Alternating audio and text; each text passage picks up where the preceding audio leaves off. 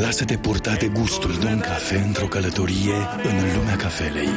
Ritual de bun venit sau moment privilegiat al vieții sociale, mică paranteză furată stresului zilei de muncă sau semn de rafinament gastronomic. Degustarea cafelei se traduce întotdeauna printr-o mică punere în scenă care sporește plăcerea petrecerii timpului cu o ceașcă de cafea în față. Cel mai obișnuit însoțitor al său este zahărul, alb sau brun, din sfeclă sau din trestie de zahăr, pudră, cubic, ori sub formă de mici granule. Odată ajunși aici, trebuie să dăm francezilor ce al francezilor și să pomenim că zahărul cubic este o invenție franțuzească de pe la 1850, datorată unui băcan parizian. Un alt companion obișnuit al cafelei este laptele, servit de obicei separat. În cazul în care cafeaua este tare, intensă, așa cum o fac turcii sau italienii, uzajul recomandă să fie însoțită de un pahar cu apă rece, pentru atenuarea efectului strașnic și imediat. Cât despre obiceiul de a așeza ceva pe marginea ceștii, vine din Suedia sau din Belgia, dacă e vorba despre o napolitană, ori o ciocolățică, sau de la englezi dacă luăm în discuție biscuitul aromat cu scorțișoară și ghimbir.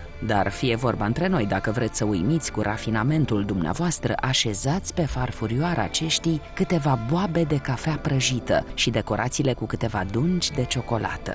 Încheiem cu o alcătuire gastronomică tipic venețiană servită la finalul mesei. Astfel, o ceașcă de cafea cu lapte este într-un mod elaborat pusă alături de un pahar cu vino santo și de câteva uveti, adică boabe de strugure uscate macerate în coniac. Această călătorie ți-a fost oferită de Don Cafe. Ne vedem data viitoare.